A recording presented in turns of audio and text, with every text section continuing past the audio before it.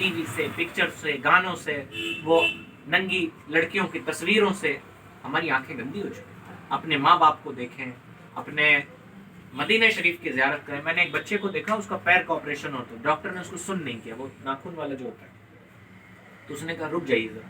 तो हमने कहा क्या बात है, तो सब लोग खड़े थे, तो हम भी उस महफिल में मौजूद थे। तो उसने अपने मोबाइल मांगा अपने मामू से या जो भी वहाँ थे, और मांग के उसने मदीना शरीफ की फ़ोटो निकाली और सामने रख ली, कहा आप करिए।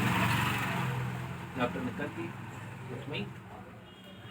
देखें, हमारा नज़रिया ऐसा होना चाहिए, हम देखें तो अपने नबी की तरफ देखें, सुने तो अपने नबी की बातें सुने।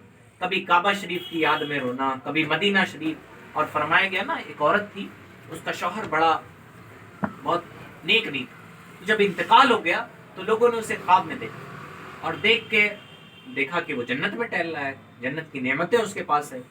तो लोगों ने उसकी बीवी से पूछा कौन सा नेक अमल वो करता था कि वो जन्नत में चले। सारे तो उसके अमल गड़बड़ नजर आते थे। तो उसने कहा वो कुरान लेके बैठ जाता, खूब रोता, और कुरान की लाइन पे उंगली फेर के कहता, या अल्लाह मुझे पढ़ना नहीं आता, लेकिन मैं गवाही देता हूं कि जो भी लिखा है सच लिखा है। अल्लाह ने उसकी मग़फ़िरत की। आप कुरान देख के रोना सीखिए ना, कुरान को देखना भी सवाब है। पढ़ना नहीं आता तब भी लेके बैठिए कुरान मजीद, वे अल्लाह का कलाम है और अल्लाह की लटकती हुई रस्सी है। इससे अपने रिश्ते को पढ़ना आता है तो बहुत अच्छी बात है। तर्जमा पढ़िए, तफसीर पढ़िए, कुरान के अहकाम सीखिए, है ना। लेकिन नहीं आता तो कभी लेके सीखने की कोशिश कीजिए। लेकिन जब तक नहीं सीख पाते तब तक लेके बैठिए कुरान मजीद, पढ़िए कुरान मजीद, देख के रोइए। आप ये गवाही दीजिए कि मौला तेरा कलाम सच्चा कलाम है। क्या लिखा इसका तर्जमा हमें नहीं आता, लेकिन है ये सच्चा कलाम, हम इस बात की गवाही देते। अल्लाह ने सिर्फ इस एक अदा की वजह से उसकी मग़फ़िरत की। आज हमारे नौजवान कहाँ वो नामहरम बच्चियों के चक्कर में, कहाँ गंदे मनाजिर, पिक्चर, टीवी के चक्कर में परेशान आते हैं, कभी कुरान नहीं देखने की तौफीक होती है। कहा जाता है हाफिज लोग यकीनन अफजल हैं कि इनके सीने में कुरान है, लेकिन कुरान देख के ही पढ़ना ज़्यादा बेहतर है, कि इसमें दो सवाब है, एक कुरान को पढ़ना और दूसरा कुरान को देखना। मुक़द्दस किताब है, इसकी ज़ियारत भी सवाब है ना। तो कुरान कभी देखें, कभी मदीना शरीफ की यादें, कभी मक्का शरीफ की यादें, है ना, कभी अल्लाह ताला की याद, कभी नबी अलैहिस्सलाम के रोज़े पे जाने की याद। और ये सब दिखावा नहीं होना चाहिए कि हम, कभी कभी होता ऐसा है कि हम अपने स्टेटस पे तो लगा रहे होते हैं माँ बाप के हुकूक, अल्लाह ताला के बारे में, नबी के बारे में, हकीकी तौर पे हम मोहब्बत नहीं। मोहब्बत का मतलब ये कि तड़प जाना। अल्लाह की बारगाह में क्या छुपाना यार, हम जैसे हैं वैसे हाजिर हो जाएं। बात रसूलुल्लाह से क्या छुपाना। अभी आपने सुना सरे आईना सुनते हैं, पसे दीवार सुनते हैं, जहां भी हो वहीं से दो सदा सरकार सुनते हैं। तो सरकार से क्या छुपाना, हम आपके बंदे हैं और गुनाहगार बंदे हैं, आप हमें सवार दीजिए। नबी की नजर रहमत पड़ गई तो दुनिया भी सवर गई, आखिरत भी सवर गई। अल्लाह की बारगाह में तो हमें खालिस रहना चाहिए। ऐसा ना हो कि सोशल मीडिया पे बड़ी बड़ी बातें, अमली जिंदगी में हम मस्जिद तक भी, ऐसा तो नहीं होना चाहिए। ये तो आपके साथ कोई, आप बड़े हैं, आपके बच्चे होंगे, आपके बच्चे खूब कहे मैं आपसे बड़ी मोहब्बत करता हूँ, लेकिन पता चला बाप बीमार पड़ा है, वो इलाज ना करे, आप कहेंगे कि मोहब्बत करते हैं? हमारी भी मोहब्बत बस ऐसे ही होगी, है ना। जैसी एक नाफरमान औलाद अपने माँ बाप से मोहब्बत का दावा करती है ना, हम भी बड़े नाफरमान हैं। कोई मिसाल नहीं अल्लाह की और उस माँ बाप की, रसूलुल्लाह की और उन माँ बाप की। हम भी ऐसे ही हो गए, हमें ऐसा नहीं होना चाहिए। हम किसके साथ धोखा कर रहे हैं? वो रब जो हर चीज को देखता है। अलम तालम भी अन्नल्लाह यरा, कुरान मजीद की आयत है, क्या तुम नहीं जानते कि तुम्हारा रब हर चीज को देखता है? माफी सुदूरिकुम, जो तुम्हारे दिलों में है वो भी जानता है। तुम्हारे दिलों पे जो खतरात वसवसे गुजरते हैं अल्लाह उसे भी जानता है। उस रब से कैसा छुपाना। उसकी बारगाह में तो हम इखलास के साथ हाजिर हो जाएं।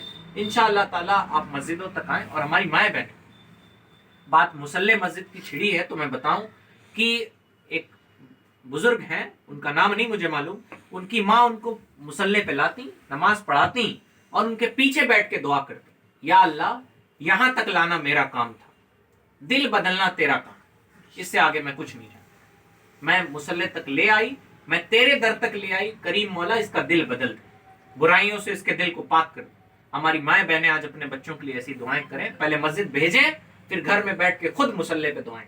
जहां माएँ चाहती हैं अच्छी बहू आनी चाहिए, अच्छा पैसा कमाना चाहिए, یہ بھی فکر ہونی چاہیے کہ ہماری اولادوں کی دنیا آخرت سنور جائے، ان کے اخلاق اچھے ہو جائیں۔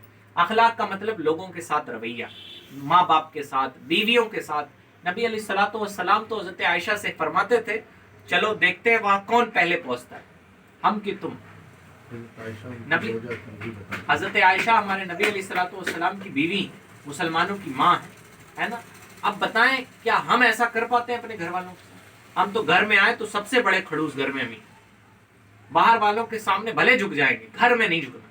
ماں باپ کے سامنے بھی اکڑ کے رہتے ہیں، تو بیویوں کی تو بات ہی چھوڑ دیں۔ نبی اللہ کے پاس سب سے زیادہ مرتبہ رکھنے والے، بعد از خدا بزرگ توئی قصہ مختصر، اور اتنا اچھا ماحول ہے گھر کا کہ فرماتے ہیں عائشہ چلو دیکھیں میں وہاں پہنچتا ہوں کہ تم۔ جب کھانا کھاتے تو حضرت عائشہ جو ہڈی استعمال کر کے نیچے رکھتی، نبی علیہ الصلوۃ والسلام اس ہڈی کو اپنے منہ میں لیتے۔ یہ اظہار محبت ہے نا۔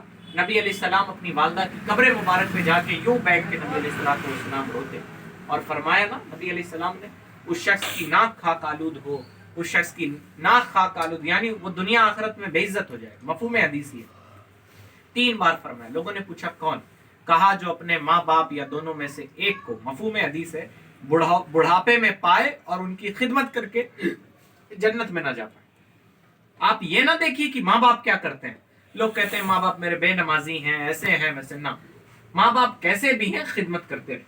فرمایا گیا جس کا باپ ناراض اس کا رب ناراض، جس کا باپ اس سے راضی اس کا رب اس سے راضی، سیدھا سا فلسفہ۔ اگر آپ کے ماں باپ آپ سے ناراض ہیں تو پھر سجدوں میں بھی آپ کو مزہ نہیں آئے، آپ کہتے ہیں نماز پڑھنے میں دل نہیں لگتا۔ اپنے ماں باپ کو راضی کیجیے۔ نبی علیہ السلام کی ایک محفل تھی، میری مائیں بہنیں بھی سنیں، تو نبی علیہ السلام نے فرمایا کہ رشتے، حدیث پاک کا مفہوم ایز اٹ از ورڈ نہیں بتا رہا کہ رشتے توڑنے والے اس محفل سے اٹھ جائیں۔